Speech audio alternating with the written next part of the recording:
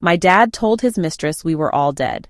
So I exposed his double life with one Facebook post, and it cost him $220,000. He spent 8 years spoiling his real family while my mom and I counted coins to pay for electricity. He gave them $18,000 a month. We got nothing but lies. I only found out because I walked into his office to surprise him with lunch and saw 2 blonde kids and a woman I'd never met. She looked at me and said, "Richard, who is this girl?" And my dad calmly said, "Victoria, this is Rebecca, my daughter, from my previous relationship. Except I'm Rebecca. I'm the daughter he raised for 25 years. He thought he could bury us like we never existed. Well, here's how I dug him up and burned down everything he built." For years, I thought my dad was just busy with work all the time. Richard Thornton, successful real estate developer, always had important meetings and business trips that kept him away from our little house in Chicago. Mom would make excuses. "Your father worked so hard for us, honey," while she raised 3 kids practically on her own. I was 25 when everything changed, living back home after losing my marketing job in the latest round of cuts. My younger brothers, Tommy and James, were 19 and 16. We all thought we were his priority. How wrong we were. Little did I know I'd find proof that would take down his entire business. The signs were everywhere, but we were too naive to see them. Dad never had photos of us in his wallet. He'd tense up whenever we asked about his work. He never invited us to office parties or company events. "You'd be bored," he'd say. "It's just adult stuff." Adult stuff. Right. But here's what I didn't know. Dad had been getting sloppy. 8 years of juggling 2 families was starting to wear on him. He'd been drinking more, making careless mistakes. His business partner Stephen had been asking questions about the unexplained expenses. The cracks were showing. Our house was falling apart. The roof leaked every winter. The heating barely worked. Mom wore the same 3 dresses on rotation because she couldn't afford new clothes. But Dad always looked immaculate. Expensive suits, shiny shoes, a watch that cost more than our monthly groceries. "Business image is everything," he'd explain when we questioned it. "If I don't look successful, clients won't trust me." Mom and Dad had been married for 25 years. They'd had me when they were young. Mom was just 22, Dad 24. Then nothing for 8 years. Tommy came along when I was 8, James when I was 11. Dad always said the gap was because they wanted to get established first. Now I know the real reason for that 8-year gap. Meanwhile, Tommy needed glasses, but we couldn't afford them. James's school shoes had holes, but new ones would have to wait until next month. When I was younger, I'd wanted to join the drama club, but the $40 fee might as well have been $400. Even now, at 25, I couldn't afford my own place and had to move back home after losing my job. We were his dirty little secret. But I didn't know what I was about to discover would shatter everything I believed about my family. 3 weeks before everything fell apart, I walked into his office with a sandwich and discovered I was the dead daughter. It was a Tuesday morning in March. I'd been job hunting for weeks since the marketing firm laid me off, and I was feeling pretty low. Mom suggested I take Dad some lunch. She'd made his favorite sandwich and thought it might cheer me up to do something nice. I'd been begging Dad for months to help me with a deposit for an apartment. Having a 25-year-old daughter back home was cramping everyone's style. But he kept saying business was slow, money was tight. That Tuesday morning, I decided to surprise him at his office with lunch. I was feeling generous despite everything, and thought maybe we could have a proper chat about my future. I walked into Thornton Development on Main Street carrying the sandwich bag. "Excuse me, is Mr. Thornton available?" I asked the receptionist, a woman I'd never seen before. She looked confused. "I'm sorry, who are you?" "I'm Rebecca, his daughter." I smiled, holding up the sandwich bag. Mom made his favorite lunch. She looked up from her computer, frowning, suddenly very icy and controlled. "I'm sorry, he's in a meeting right now." "That's okay," I replied as I hit the recording button on my WhatsApp. "I'll just drop this off for him and leave him a message." Suddenly, I heard familiar laughter coming from his office. I could see through the glass partition. Dad was there, all right, sitting at his desk laughing with a woman and 2 young children. What on earth? I pushed past the receptionist and burst through the door. "Dad, what's going on?" The silence was deafening. Dad's face drained of color. The woman, blonde, perfectly dressed, probably in her early 30s, stared at me with her mouth open. 2 kids, maybe 8 and 5, clung to her legs. "Rebecca, what are you doing here?" Dad's voice was cold, nothing like the warm tone he used with the strangers in his office. "I brought you lunch, Dad. I wanted to surprise you." My voice cracked. "Who are these people?" The woman stood up slowly. "Richard, who is this girl?" "This girl?" I felt like I'd been slapped. Dad cleared his throat. "Victoria, this is Rebecca, my daughter from my previous relationship." "Previous relationship? My parents were still married." "Previous relationship?" I screamed. "Dad, what are you talking about? Mom is your wife." Victoria's face went from confusion to fury in seconds. "Wife? Richard, you told me your ex-wife and your kids all died in a car accident." That's when I felt sick, really physically sick. My legs gave out and I sank into the chair behind me. It was only later that I realized I'd accidentally recorded everything on WhatsApp. Daughter from his previous relationship. I wasn't taking this lying down. I ran home, shaking and crying so hard I could barely see. Mom was in the kitchen making lunch, humming some old song she always sang when she was happy. "Rebecca, you're home early from job hunting. How did it go, honey?" She turned around and saw my face. "Oh my God, what happened?" I couldn't speak, I just played the recording. Mom's face went through every emotion possible. Confusion, disbelief, heartbreak, rage. She sat down heavily at our kitchen table, the same table where Dad had eaten breakfast with us just that morning. 25 years, she whispered. 25 years of marriage, and this is what I get. The truth hit us like a sledgehammer. Every lie, every excuse, every business trip suddenly made sense. Dad wasn't working late. He was tucking other children into bed. He wasn't traveling for work. He was taking family holidays with his real family. We were the side piece. But this was the part that broke me completely. Mom had been saving money for years. Little amounts here and there, hoping to surprise Dad with a proper holiday for our family. She'd been putting aside $25 a month for 3 years, dreaming of a week in Wisconsin, while he was spending thousands on holidays with them. But wait, there's more. Tommy and James came home from college and high school to find Mom and me sitting in the living room, surrounded by photo albums and marriage certificates. When we told them, Tommy punched a hole in the wall. James, my youngest brother, just sat there in shock. "So we're not his real family?" James asked through his tears. That broke something inside me. My 16-year-old brother, this sweet kid who'd always looked up to Dad, thought he wasn't good enough for our father's love. That's when I snapped. But I couldn't just scream and shout. I had to be smart about this. The next morning, I woke up with a plan. If Dad wanted to play games, I'd show him how the game was really played. But I needed help. That's when I realized I had to ruin his life. But I couldn't do it alone. I became obsessed. But I wasn't stupid. I knew I couldn't do this alone. My friend Jake from college was a computer whiz, the kind of guy who'd helped me recover my own passwords more times than I could count. "You want me to what?" he asked when I explained my plan. "I need to know everything about my father's other life. Everything." Jake looked at me like I'd lost my mind. "Rebecca, that's illegal."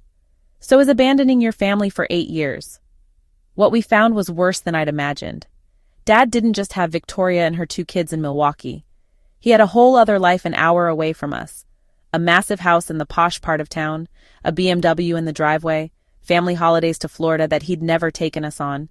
Victoria's Facebook was public, and it was full of photos of their perfect family. Pictures of Dad at school sports days for Victoria's kids, Dad teaching them to ride bikes, Dad tucking them into beds that probably cost more than our entire living room. He'd given them everything he'd never given us. But here's the thing about Victoria. She wasn't legally married to Dad. She couldn't be, because he was still married to Mom. What she was a single mother living with her boyfriend, desperately trying to present herself as respectable to the community. She was living a lie and didn't even know it. But the real treasure was in Dad's email account. I wasn't ready for what we found, and that was the moment I realized he wasn't just a liar, he was a master manipulator. In the emails, we discovered Dad had created an elaborate story about how his first wife and children had all died in a tragic car accident years ago.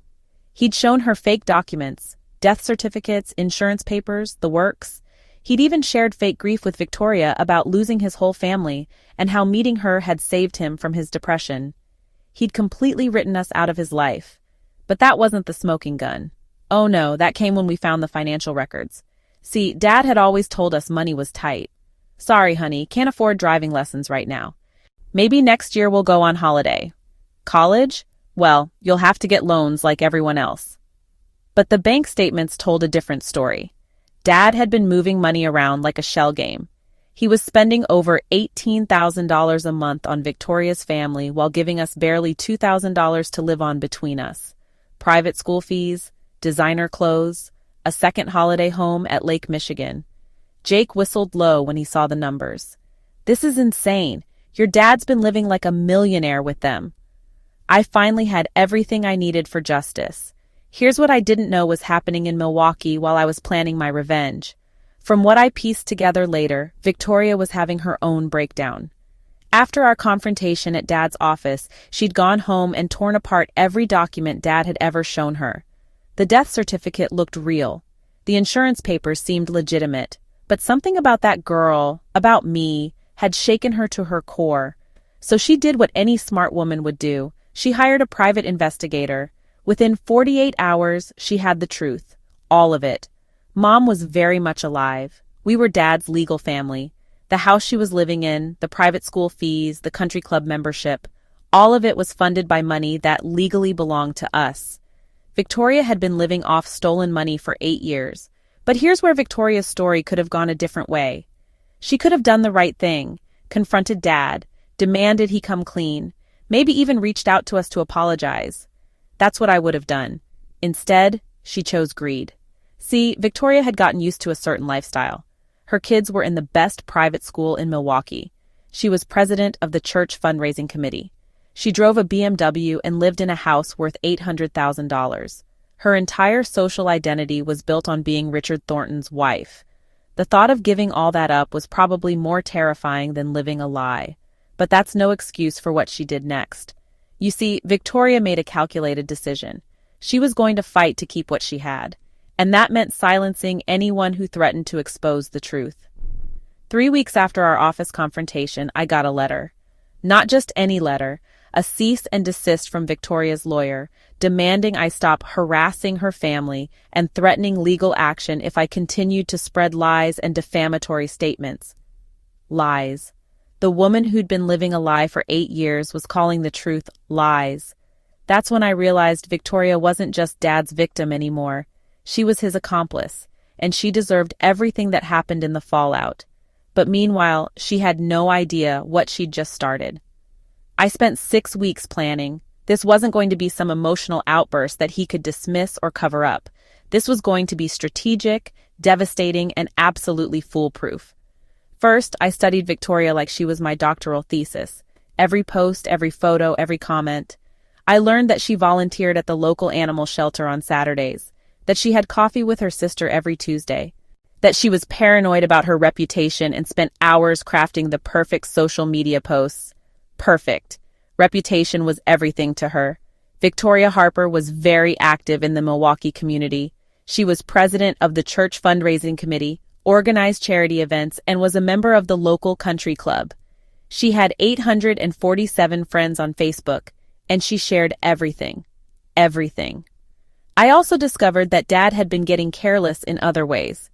His business partner Stephen had been asking questions about the company's finances. There were discrepancies in the books, expenses that didn't add up.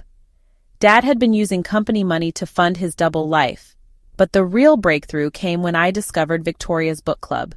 Every Thursday night, 12 women from Milwaukee met at Starbucks on Main Street to discuss whatever literary masterpiece they'd chosen that month. These weren't just casual friends. These were the women who formed the core of Victoria's social world. Women who'd be horrified to discover their friend had chosen greed over doing what's right. I spent weeks researching each member of that book club. Linda, the principal at the local elementary school. Sarah, a nurse at the hospital. Margaret, whose husband was a city councilman. These were pillars of the community, and they took their moral standards very seriously. They were conservative women who'd be scandalized by Victoria's choices. That's when I remembered Dad's business reputation. Thornton Development had been built on family values. Their website bragged about traditional family principles and generational trust. Their biggest client was the city, worth over $2.5 million in annual contracts. How would they feel about doing business with a man who abandoned his children? I started documenting everything. Screenshots of Dad's lies, copies of financial records, photos of his two families. I even went through old family videos, looking for moments that would prove our family existed before Victoria came along. The evidence was overwhelming. But the cease and desist letter had given me an even better weapon. Victoria's own private investigator's report. See, when you hire a PI to look into someone, there's always a paper trail. And Jake had found it. And when I walked into Starbucks with a folder full of secrets, I was about to show Victoria exactly what happened to people who tried to silence me. Thursday night, 7 p.m. I walked into Starbucks carrying a folder full of evidence and wearing the most innocent expression I could manage. Victoria was easy to spot. She was holding court at a table near the window, gesturing animatedly about some book I'd never heard of. The other women hung on her every word. I approached their table. "Excuse me, are you Victoria Harper?" She looked up, and I watched her face change as she recognized me. Fear, anger, and guilt flashed across her features. "You need to leave. Now." "Oh, I don't think so," I said, pulling out a chair. "See, I got your little cease and desist letter. Very impressive, but there's just one problem." The other women at the table were leaning in, sensing drama. I don't know what you're talking about," Victoria stammered. "Really?" I opened my folder and pulled out a copy of the private investigator's report. "Because according to this, you hired someone to look into my family 3 weeks ago, which means you know exactly who I am and why I'm here." Victoria's face went white. One of the book club women, Linda, the principal, looked confused. "Victoria, what is she talking about?" "Here's what Victoria learned," I said, spreading documents across the table. "That her pretend husband Richard's real wife and children didn't die in car accident many years ago. He's been lying to her for years, and we're all very much alive, thank you. Richard and my mom are still legally married. He still lives with us, and neither family knew about the other until 6 weeks ago. By the way, Victoria's not married at all. She's just a mistress with 2 kids. And finally, that every dollar Victoria has spent for the last 8 years was stolen from my family." The coffee shop was getting quiet. People were starting to stare. "But here's the really interesting part," I continued, pulling out another document. "Victoria could have done the right thing when she found this out. She could have confronted Richard. She could have walked away. Instead, she chose to send me a cease and desist letter to keep me quiet." "Victoria, is this true?" Margaret asked, her voice sharp. Victoria stood up suddenly, knocking over her chair. "This is harassment. I'm calling the police." "Go ahead," I said calmly, "but you might want to explain to them why you're trying to silence the legal daughter of your boyfriend. Or better yet, explain to your church friends here how you chose to keep stolen money rather than do what's right." I pulled out my phone and played the recording from Dad's office. "Victoria, this is Rebecca, my daughter from my previous relationship." "Previous relationship? Dad, what are you talking about? Mom is your wife." "Wife? Richard, you told me your ex-wife died in a car accident." The book club women were staring at Victoria in shock, but I wasn't done. "Here's a bank statement showing Richard spent $18,000 on your family last month while giving my mother, his legal wife, $2,000 to support 3 children. And here's an email from your private investigator confirming you knew all of this when you decided to threaten me into silence." Victoria's hands were shaking. "I didn't know." "You didn't know?" I laughed. "Victoria, you hired a PI. You have a report detailing my entire family's financial situation. You know exactly how much money you've been stealing from us, and you chose to keep it anyway." That's when she slapped me. The sound echoed through the coffee shop like a gunshot. Everyone was staring. Someone was definitely filming. I touched my cheek and smiled. "Thank you for that. Now everyone here knows exactly what kind of person you really are." I stood up, gathering my evidence. "By the way, Victoria, you might want to enjoy that house while you can, because my mother's divorce lawyer is going to be very interested in getting back every penny you stole from us." I walked out of that Starbucks like I owned the world, but I wasn't done yet. The next morning, I posted everything on social media. Not just my own Facebook. I'd created a public post that I tagged Victoria in, along with all her friends from book club, her country club, and her church committee. The post was simple.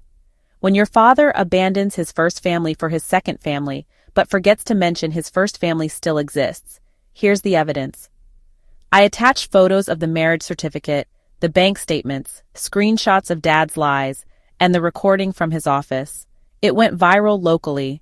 Within 24 hours, it had been shared 200 times in our area. The comments were brutal. "This is disgusting. How can a man do this to his own children? Victoria needs to wake up and realize she's been played.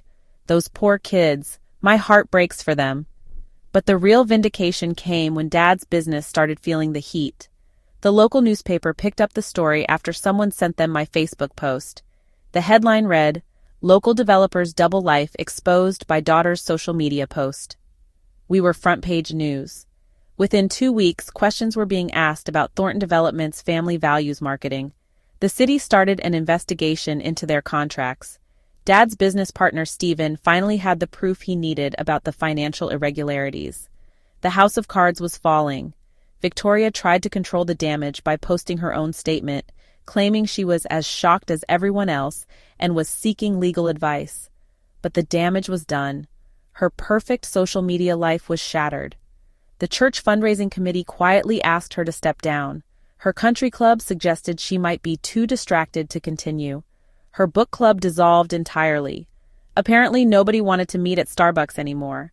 Her entire social world collapsed over the course of a month. Dad finally called me. "Rebecca, we need to talk." "No, Dad. We needed to talk 8 years ago. Now we need lawyers." But the beautiful, devastating, absolutely perfect finale took 18 months to fully unfold. Stephen, Dad's business partner, had been documenting the financial irregularities for months. When my story went public, he finally had the courage to act. He discovered that Dad had been siphoning company funds to support Victoria's lifestyle. Company funds that belonged to both partners. The lawsuit was brutal. Dad had to sell his share of the business to pay back what he'd stolen. The city canceled their contracts. Within 6 months, Thornton Development was finished. Then the lawyers got involved in our family situation. See, when you're married to someone for 25 years, they're entitled to half of everything you own. Everything. The house, the business, the cars, the holiday home, the savings accounts, all of it. Mom filed for divorce and claimed her rightful share of Dad's assets, the same assets he'd been using to fund his second family. Victoria found out she'd been living in a house that was about to be sold to pay for Dad's divorce settlement. The private school fees for her kids, gone, the BMW, repossessed, the holiday home, on the market. $220,000 in assets that she thought were hers were actually owed to my mother. The final twist came when we finally got into that lockbox in Dad's garage. Inside were documents that proved just how deep his deception went. Fake insurance policies, forged bank statements he'd shown Victoria, even a draft will that would have left everything to Victoria's children. He'd been planning to completely erase us from his life. But there was one document that changed everything. A life insurance policy on Mom, taken out years ago, that Dad had been using as proof of her death to Victoria. He'd been planning this lie for over a decade. Victoria left him, taking her kids back to her mother's house. She sent me a message on Facebook. "You destroyed my family." I replied, "No, I exposed the truth. Your boyfriend destroyed your family the day he chose to live a lie." The last I heard, Dad was living in a 1-bedroom apartment working as a car salesman. Victoria had moved from Milwaukee back to Minnesota with her kids. Stephen had started a new company and was doing well. And us? It took 18 months, but Mom used her divorce settlement to buy a beautiful house with a garden. The same house Dad had promised us for years but never delivered. Tommy got his driving lessons and a car for his 20th birthday. James got the confidence back that Dad had stolen from him, plus a college fund that would actually pay for his education. And me? I got a new job in marketing at a firm that actually values honesty. I got my own apartment. A proper one this time, not shared with 3 strangers. I got something better than revenge. I got justice. 2 years later, I still see Victoria occasionally when she visits family in Chicago. She won't look at me, won't speak to me, won't even acknowledge my existence. And honestly, that's the sweetest vindication of all. Because every time she avoids my eyes, every time she hurries past me in the store aisles, every time she pretends I don't exist, she's admitting that I was right. She's admitting that her perfect life was built on lies, and I was the one who had the courage to expose them. Dad tried to reach out last Christmas. He sent a card with a note. "I know I made mistakes, but I love you all. Can we try to rebuild our relationship? I wrote back, you didn't make mistakes, Dad. You made choices. For 25 years, you chose them over us. Now live with the consequences. Sometimes people ask me if I feel guilty about destroying Victoria's life. Here's the thing. I didn't destroy anything. I simply held up a mirror and watched them shatter. And that's the difference between revenge and justice. Today, Mom laughs again. Really laughs. Not the fake smile she wore for 25 years. Tommy is studying business at college, determined to build something honest. James is now 18 and the confident, happy young man he was always meant to be. Finally, we're free. If you loved seeing Richard get exactly what he deserved, you'll want to see what happens when karma strikes next. Was Rebecca too harsh on Victoria? Comment below. Don't forget to like this video and subscribe for more stories where justice always wins. Trust me, the next one will blow your mind. And it just popped onto the screen.